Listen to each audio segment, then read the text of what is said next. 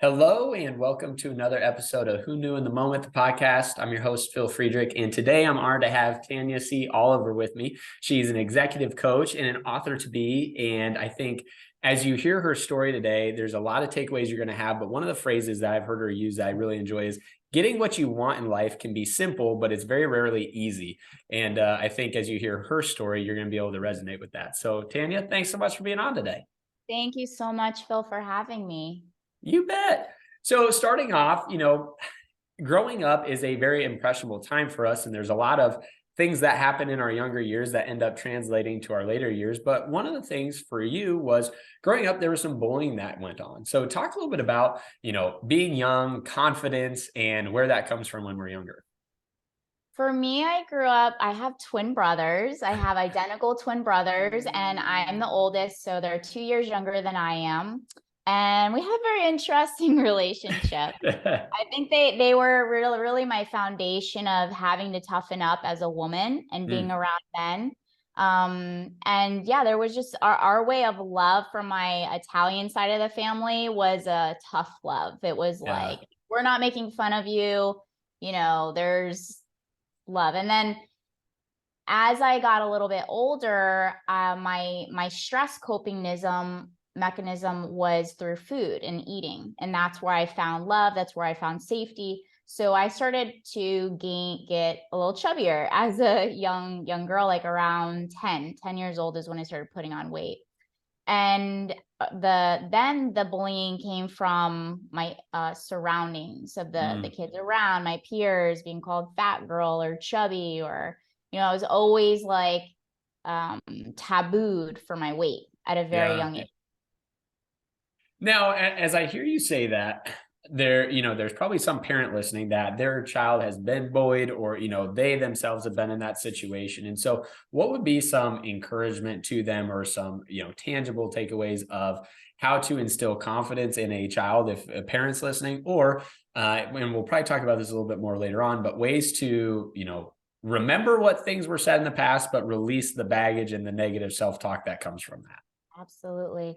The body is the byproduct of our habits, our behaviors, and how well we treat ourselves. And when you understand that the body's a symptom, not the cause, you start to respect your body and treat your body with love and kindness based on what type of food you're putting into your body. So the intention changes from a self-loathing and an attachment to the body to the way that you are treating yourself. Yeah. And the body will change. So when you're changing your habits and you're changing your relationship and your belief system around your body and your food and how well you're taking care of yourself, then the body and the way that it looks is just going to be the outcome. It's the same thing with money. They're so intertwined because they impact us on a day-to-day basis. So my first thing to say, and what I had to do when I healed my relationship, because this was a journey from a young age all the way up until my mid-20s, which we'll get into with my eating disorders that I had in the past. But the best thing you can do is heal the relationship around it and understand, I eat this because it makes me feel good, and I don't eat this because it doesn't make me feel good. Yeah. That's really helpful. That's good. Now, additionally, you talked about growing up and, whether it's parental conversations or sibling conversations, but there's a lot of things that are said that maybe aren't meant to make us think this thought, but that's the way we interpreted what was said to us. So talk a little bit about, those interactions with family or friends, and just how what we say can be interpreted differently than what we intended to say. Oh, well, there's a foundational read that made light out of all of this conversation we're about to get into. It's called The Hidden Messages in Water. And the words that we speak can create cellular impressions in our body that will impact our behaviors and the way that we move about in life and the decisions we make and the conversations we have and the rooms that we put ourselves in, the relationships that we get in, or the relationships that we anticipate the suffering and don't go there. Yeah. So the words really do impact us to the center of our body. And once, like, I understood that, I mean, you're always going to know it doesn't feel good to be when people say mean things to you. But what we don't realize is then that programming becomes our own. And it becomes our own self dialogue. And then I played in this role for a long time. It was a big part of my personality trait where I would constantly be self-judging, self-criticizing, putting myself down, never celebrating my wins, never celebrating the things that I did right. And I had to work really hard to reprogram all of that to really learn how to get on my own team. So it does impact you, and you take that. A lot of people take that within their adult life, and a lot of it's instilled through childhood. Yeah. Well, and as you're sharing that, one of the things I think about is a previous episode, a gentleman named Caleb Campbell came on, and he ended up playing football in the NFL. And he said, when I was like 7 or 8 years old, I had a really good football game and I scored a lot of touchdowns. And what my mom said to me was, honey, you did great. You scored so many touchdowns. I love you. And what he said he heard was, I love you because you scored touchdowns. And so what that caused him to do was work to be the greatest he could be at football his whole life. And the benefit was he did end up making the NFL. So it was inspiring. The problem was when the NFL was over, he felt like no one loved him because he thought the love came from his ability to play football. And now that he didn't have that, what would anyone possibly love in Caleb? And so, yeah, I think there's those things that we might hear or misinterpret in our younger years that we may not, even consciously recognize until that thing is gone. Yeah. And I can actually use a perfect example. I think we all have those are called cellular impressions. Yeah. I remember because the moments where we have those pivotal moments, which is what your whole show is about, which is, I love that about your show, is those pivotal moments that can really course correct the whole trajectory of how you're moving in your life and decisions you make. It's kind of they're called cross currents. They're disruptors. And I had a pivotal point, which I'm going to fast forward a little bit. When I was 19 years old, I had, after I played ice hockey for 9 years and I was in college and had scholarship on that, when I had transitioned out of ice hockey because I had lost the heart for it. And 19 years old, I decided to get into bikini competitions. And I'd done that competition. I remember laying on the ground and my mom, I'm like naked, butt naked. I'm like starving and all. I started dreaming about food. I was so hungry. And she's spray tanning me. And in that moment, I'm like, if this is what it's like to have the body that I want, then I'd rather be fat. And then that's when the out of control binge eating had happened. I had put on 60 pounds in 1 year, had been very unhealthy, lost my period. Like I was miserable because I had thought there was only one way to get the body that I wanted. And with that was misery and understanding there's multiple paths to that end destination. That's where that impression was created. And then it took me another 10 years to have to release that impression that was a false belief that I created because of that experience. That's really good. Now, speaking of the ice hockey, at 13, you get the opportunity. Well, you earn the opportunity to become the MVP of the team. So talk a little bit about some of the life lessons that came from that experience. When I first started playing ice hockey, well, let me go back a little bit. Okay. So my brother started playing before me because you were like, how did you start ice hockey? I'm a Floridian. I live in Florida. I'm a native. And they're like, how did you get into ice hockey? My brothers were my twin brothers, and I always wanted to be better than them. I think that was just a proof of like getting my parents' love because there was two of them, so they got more attention than me. So I had to work hard to get attention. And they played ice hockey, and I just remember playing so many sports and hating them and quitting. And the one thing that I can give definitely my mom credit for and my dad is they gave me permission to quit until I found what I loved. Yeah. And a lot of people don't have that opportunity. So I watched my brothers play and I was in love with it. And they didn't believe me anymore that I was going to follow through with it. And it's a very expensive sport. So one Christmas, they bought me figure skates and I cried. I was like, I want hockey skates. I want to play. So then finally they gave me an opportunity because of my commitment of showing up to all their practices, all their games. I would go public skating. Yeah. I just fell in love with the idea of it. So I get the opportunity for women. There was a team that was created when I was 12 years old. So there was no female teams at the time. It was just created at least in South Florida. Yeah. And women's hockey wasn't like super big. It wasn't even a professional sport, I think, until a few years ago. But I ended up playing, and I loved it so much that it's all I did. It's all I did. It's all I did on my off time. I wanted to become better. I practiced on getting better. I would ask people I wanted to be great because I loved it. And I was only doing it because of that. So because of how quickly I progressed because of my passion, my coach at 13 years old, so a year later, I was shocked, gave me an MVP, most valuable player. And I was like, oh my gosh, like, wow. And one of my best friends on the team, because we had Canadians on the team and they would be seasonal, and these girls were amazing players. Like, Canadian players are amazing. Yeah. And Canadian ice hockey players, that's where it comes from. And I remember that was my first impression, if we're talking about impressions, where I realized not everybody that's the closest to you is gonna be happy for you because of their own intentions. Everybody thought she was gonna get the MVP, and I got it. And so I never really allowed myself to celebrate the moment because I was more concerned about somebody that I cared for and I loved. And that was my first experience of not everybody's going to be happy for you. Not everybody's going to celebrate because they wanted what maybe your time was. Yeah. So that is amazing to be able to reflect on that and realize that. But I think everyone listening can relate to what you just said.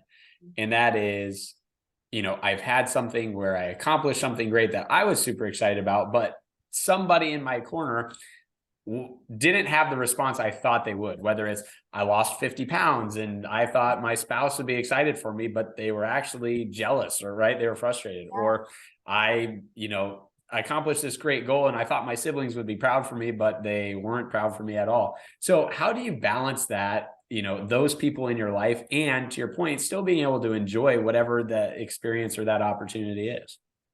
I mean, at the moment, I was like, I didn't know what to do. I actually had to also work on no longer dimming my light. And I think from my upbringing and then also the friends I was around, I'd always dim my light because I didn't want to outshine the people that I loved. Yeah. And so I had to work really hard in my mid-20s and all the way up into like my 30s of reversing those impressions, because I'm only doing a disservice. And Marianne Williamson, her quote really helped me with a lot of it. It's like, when you dim your light, you're actually doing a disservice because you're not really impacting the world to your full potential. Yeah. When you dim your light, the people, when you really shine into your power, those that are supposed to be there, they will be there. And they will be celebrating you. And that's why they say, like, successful people, they do whatever it takes to truly help the people in their inner circle also win and thrive. Yeah. And it becomes like a friendly competition, not like, a jealousy. It's like we can all win and we can all win together. Yeah. I mean, as the saying goes, right? A rising tide raises all ships. And so, if we're surrounding ourselves with those folks, you can be accomplishing something great, and it's going to inspire me and motivate me to accomplish something more than what I'm currently doing, also, opposed to me wanting to drag you down to the depths of the sea. Yeah, exactly. So I think it was something I didn't understand in the moment until I go back and reflect, because even when you asked me, like, what were some of those pivotal points? I'm like, well, I won that MVP at 13, and I started processing it, because I don't think we ever process things, especially as children, because we're not taught how to process. I think the age that we're in right now, and everybody as us in our generation is, growth work is a thing. Back then it was tabooed. Therapy was tabooed, personal growth and development was tabooed. But now people are on this journey of like, how can I be my most elite self? How can I step into my power? And that requires, like, what do I have to overcome? And I have to go back in time when those impressions were made and reprocess them and rewrite the story. Yeah, that's really good.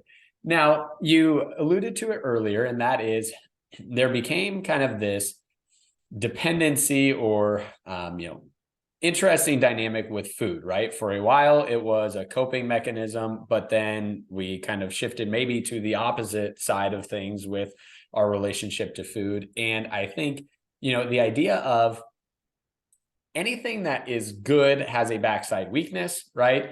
And so if we have a personality that can be addicted to things, there's probably other areas of our life where that addiction helps us, if you will, right? It could be a business professional that their job is going really, really well for them, but they're also drinking a heavy amount. It's like, well, that same property is good and bad. It's just in what context are we using it? So talk a little bit about that for you and your life, and just that relationship with food, and, kind of the pendulum swing that happened in your life there.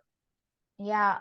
Well, from a young age, as I said, it was like the coping mechanism of, I need this in order to like feel safe, or I need this in order to feel good. And when you start to understand it, it's a codependency. And a codependency is, I need this in order to be happy. I need this in order to feel relief. And that comes back to cravings and desires. And there's multiple different levels of addiction. Yeah. It just, addiction gets bad when it controls you. Yeah. And for the most part, we have somewhat control, but the cravings just take over and our willpower weakens.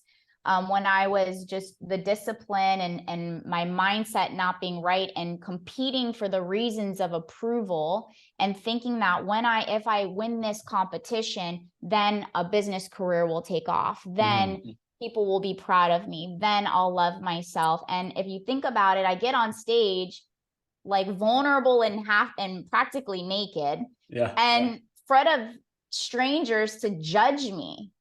Like, what a mirror is that? Like, that is a big mirror for me to intentionally choose to put myself in an environment for people to judge me. I give them permission to judge me.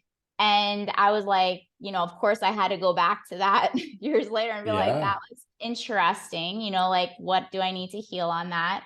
But after that, I had gone completely out of control with food, but it was always there. There's always something there. And it is a common trait with extremist personalities or overachievers, which also comes back to childhood stuff. Like, there's a lack.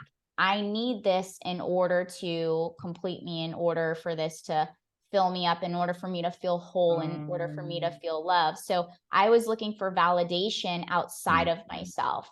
And it was a blessing, because those impressions and those things that we think is horrible, or these messes that happen in our life, when we wake up to them and we can find the messages and start to take our power back from those moments. And even though they've happened like years ago, there's a method where you can go back and just like change the whole storyline, and you take back your power from those segments. And so that's really what was going on in that season of my life.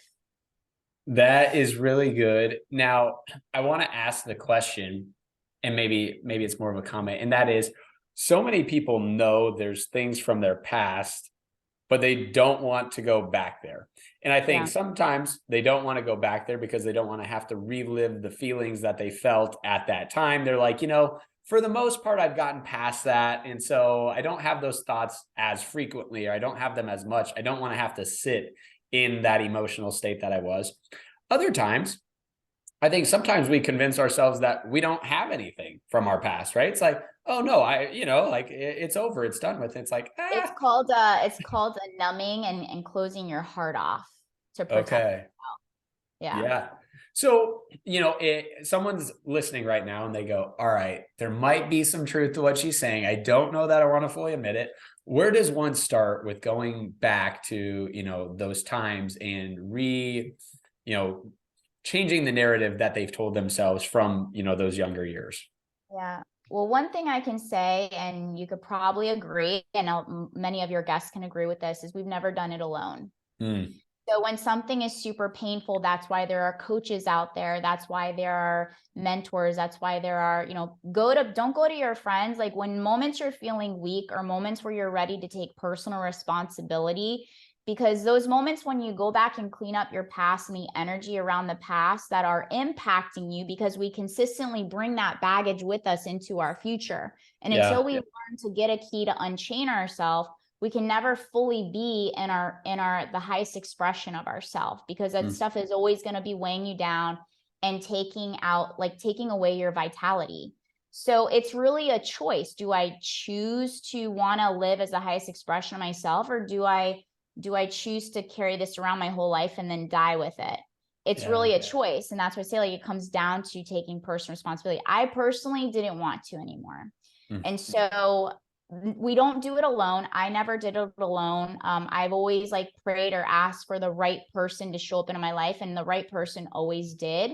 I had to do a lot of shadow work. I did hypnosis work. I got different certifications and degrees. And that's what my passion came into: human performance and personal growth and development, and how to take care of my body, my mind, my energy. So we don't do it alone. I suggest if you find somebody that pulls at you that you know is the person, and you don't feel strong, you're weak. It's just a season. You're weak until you're strong. You're ignorant until you're knowledgeable. You know, like you suck at something until you're good at it. Like nothing is permanent. So I would say find somebody that's going to help you in moments where you feel weak, that you can trust until you learn to trust yourself. And that's going to teach you the skill sets that you know, that you want to know, so that you can then learn to become self-sufficient. Because even coaches will consciously and intentionally, and sometimes unconsciously and unintentionally, have their students or their clients become codependent on them. So you want to find somebody, like, one of the skill sets is to find somebody that is going to teach you to be self-sufficient and equipped with a toolbox that is going to help you and support you to move through the pain. Because once you understand, pain is just energy.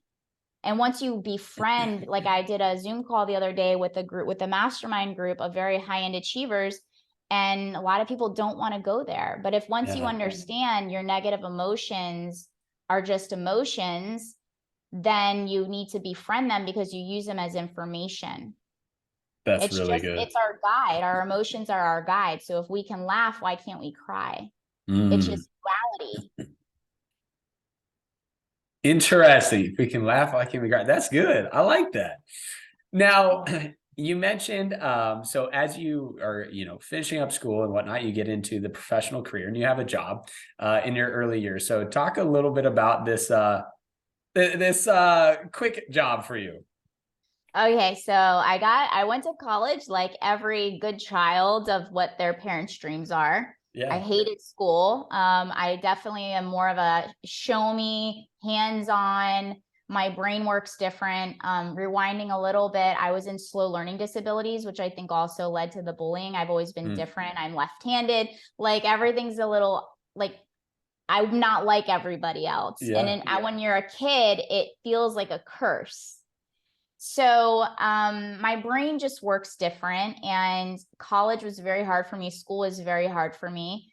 And so reading is just not my first strength. I mean, I can read, definitely, but it was just my dyslexia, all that stuff. And so when I get out of school, I graduate, and I was like on the 5-year plan. I transferred and stuff like that.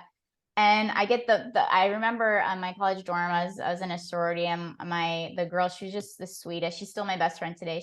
I was like, Jackie, get me out of school. What is the degree I can get to just get out of here? And she's like, because I was in physical therapy, I was like, I just want to get out of school. I don't even want to complete. I just want out. I hate school. And I had to graduate because my parents had invested so much. And she's like, gerontology. So I get this gerontology degree. And I was like, what the heck is that? It's the study of aging, which I guess is necessary because we all age, right? And so I get my first job as an activities director at a senior living facility. And that was my first job. I was there for 60 days and I got fired. I like burnt the popcorn, like they're a mess. There was like no training, and they just threw me in here. I'm right out of school. I have no experience. So anyway, it was miserable. They're paying you like $4,000 a month, and they're wanting you to work as you're like an entrepreneur, working for yourself, working every single day. There was a lot of bullying, and people don't realize that, like in the corporate world and the expectations of stuff. And there's a lot of people that burn out. So anyway, they fired me and they did me a service, but I was devastated at the time. I was like, I failed. I'm not good. I can't even make popcorn for people. Like, it's just popcorn, and then I'm like serving them burnt popcorn, whatever. I'm like, okay. So I get fired, and it was one of my greatest blessings, because, and I think that's also the benefits of like playing sports, is you learn to cope with the losses as well as the wins. Like it's not always a winning streak. You might have some losing streaks, but how do you stay in the game? And so I decided, okay, if I quit and I have a clean slate, this is an opportunity for me to actually do what I really want to do, which I've always loved. Like I mentioned, I was in school, I was in the master's, I was accepted into the 6-year program for physical therapy. I always loved the body. I always was fascinated with the body. I was interested in health. And I decided to pursue my passion in strength and conditioning. Yeah. And from there, I was like, okay, I'm going to go back. I moved to Miami and I went to a vocational school and I waitressed. So I was like, okay, my parents are done with school. I have to figure out how to pay for this to put myself back into this vocational school for personal training. Because one thing that was instilled in me is if you're going to do it right. Yeah. Don't just do it. If you're going to do it, yeah, do it, but also do it right and find the right people that have what you want that are successful in it. So at 22, 23, I'm waitressing and I'm driving an hour every night to night school. And then they saw my commitment, my dedication. And then I started pursuing that career right after. So I moved fast. I'm like, oh, okay, go. Yeah. Now, something I'm curious about is there's oftentimes the merging of any type of an eating disorder and physical fitness can be a very, very tough relationship dynamic for a person to be working through. So talk about that for you, being in the physical fitness space, but then also, working through the eating side of things that you've been working on for years already, and then the years moving forward. From 19 to 22, I had surrendered my addiction. So at 22, I even got a tattoo on my ring finger. If you're near me, people see it, but if you're not, people don't realize it. But I got this Jesus tattoo on my ring finger, and it's when I surrendered to my addictions. And in that moment, the power behind acceptance is that you can let go of also the attachments. And I started to work on what accepting myself meant. And in that moment, another beautiful impression that was created was, even if I stay fat, because I was 60 pounds heavier and I was fat, I don't care what you call it. There's skinny, there's fat, there's tall, there's short. Even though I was fat and overweight, I had a very toxic relationship around food. I was like, even if I stay this size and I look exactly how I look, I'm going to accept and love myself, but I'm also going to start eating to feel good. And I'm not going to numb myself, and I'm not going to judge myself. So I actually made a decision because my behaviors were hurting me and I wasn't liking how I was feeling. So when we understand, acceptance actually makes progress. And a lot of people reject accepting the space they're in because they think that they're going to stay in that space forever. But the power behind acceptance is just a surrender. And when you can surrender and stop trying to control everything that you feel out of control about, you actually can start to take that next clear step and to progressively make progress. And progress is where really the energy and the power of where you begin to thrive. Boom. Rewind that 30 seconds and listen to that over. That is good.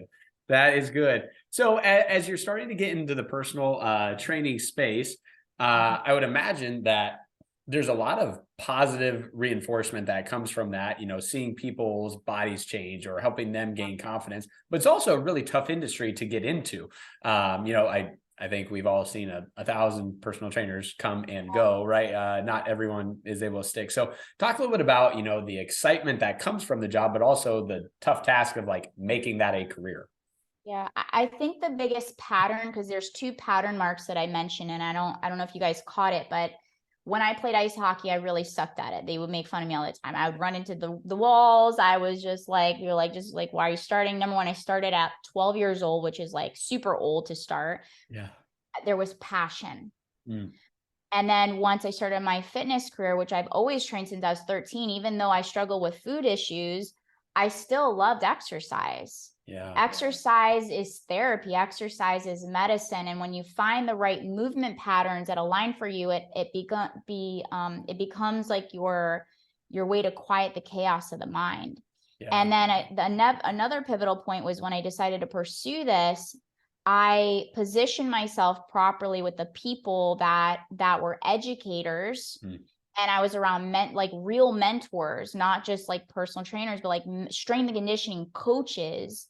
And Yeah. I went to school and put myself in rooms where like the best of the best, like Juan Carlos Santana, who's the father of functional strength training and works with like professional fighters and athletes. And I work with Dr. Anthony Abbott, and he created the Fitness Institute International. Michael Ashley was who was Mr. Olympia.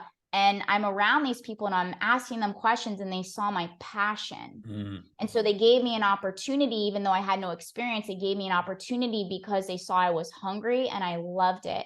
And so anything that any career, or I say it like your career is your sport, you're the athlete and Yeah. your career is your sport. So any sport you decide to play, because there's so many options in this game of life, make sure you're passionate about it. And even though it might take you longer for the money flow to come in, you're going to follow through and you're going to get back up no matter how many losses and how many hits and how hard those hits get you. You're going to always get back up because your heart is in the game.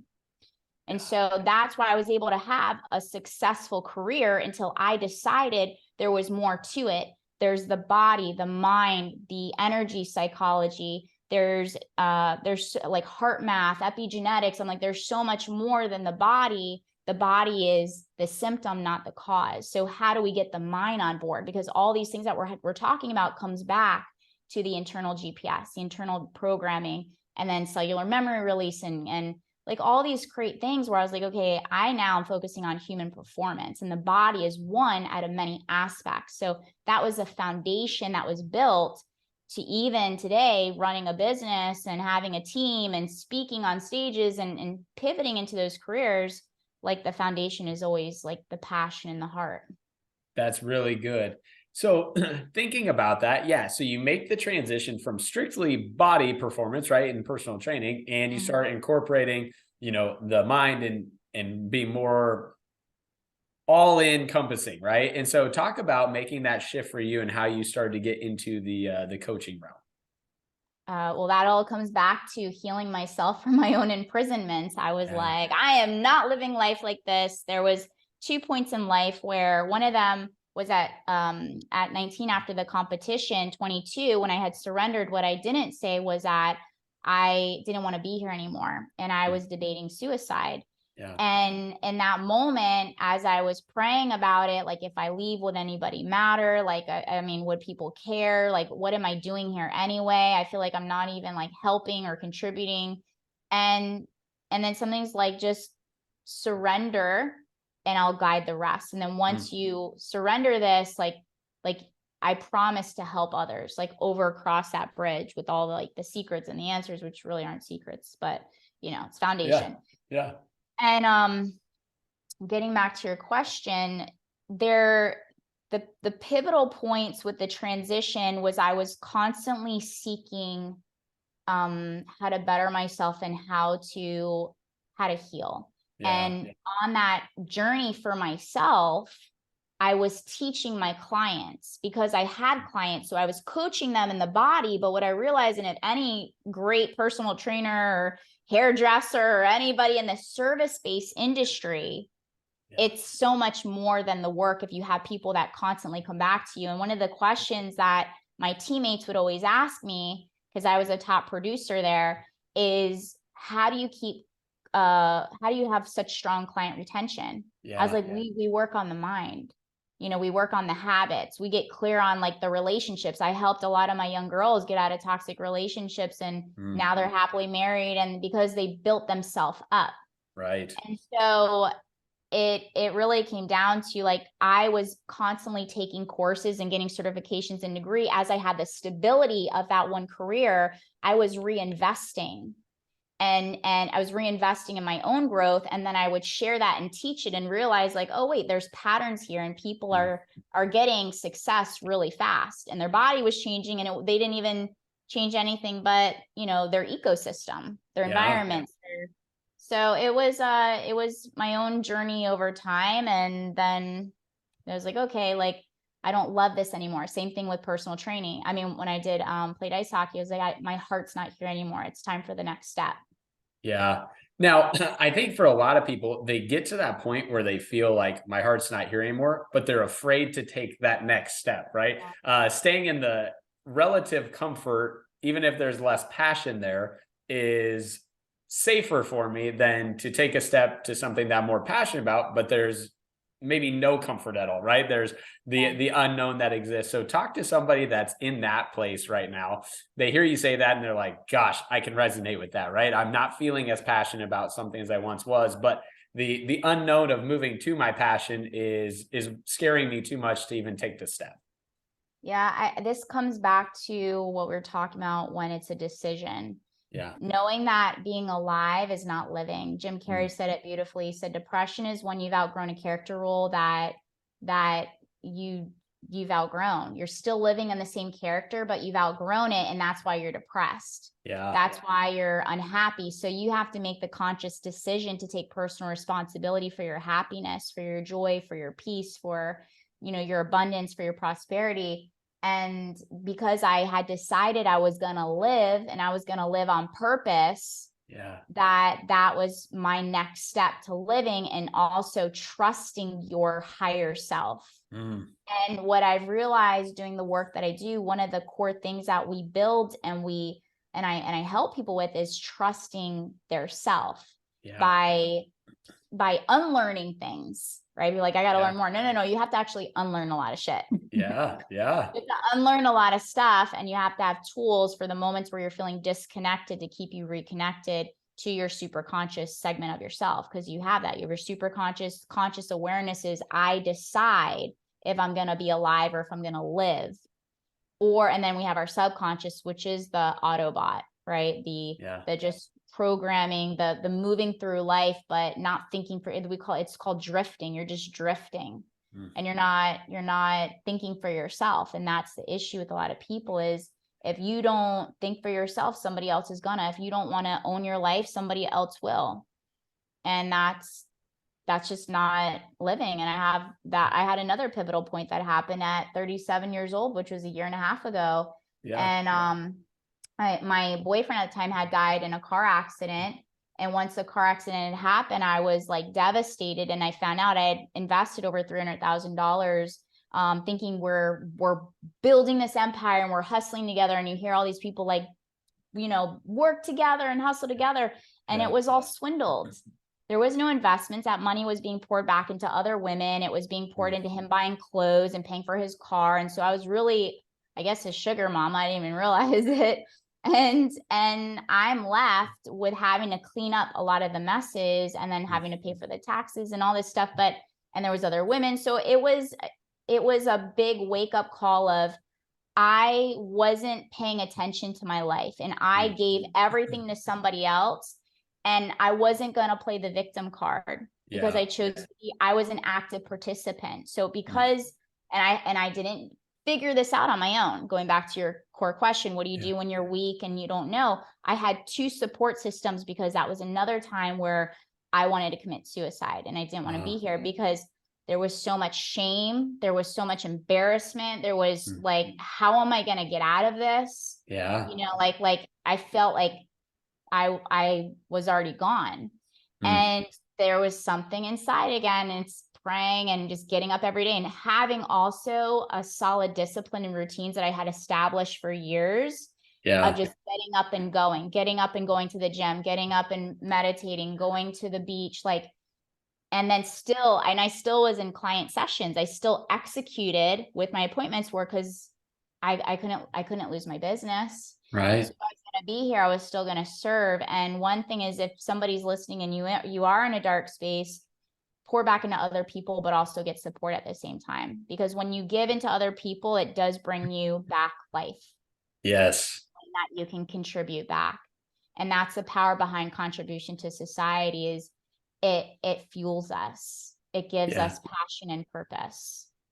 Well, I appreciate your transparency in that comment. I think, so many people have this view that if I do the work, then I've made it. And it's like, the problem is life keeps happening, right? There's always the next thing you're trying to work through. There's always the next thing that's going to, create this negative self-talk in your head that you have to be able to, progress through. So I appreciate you saying, gosh, I've been doing the coaching business for, 15 years now. And yet there's still things 18, that yeah. 18 at, 37 years old that I all of a sudden had to like go back and, start processing and working through again, because negative self-talk, negative thoughts were coming into my space. And so once again, there is no destination on this journey of life, right? It's just constantly working through everything and progressing to the next level. The work doesn't end. It's like brushing your teeth. I explain to my clients all the time. It's like you go to the dentist, they say you're good, cavities, the habits still have to be there. Yeah. It's just habits are just the mental effort doesn't have to be as strong and as intentional. So you want to develop even your ecosystem of your habits to be working for you. Yeah. And because of programming for so long, that stuff has been imprinted a lot heavier. Almost sometimes it could feel like it's cemented. So it comes back to even forgiving, I think I mentioned about forgiving yourself. I had to do a lot of forgiveness work of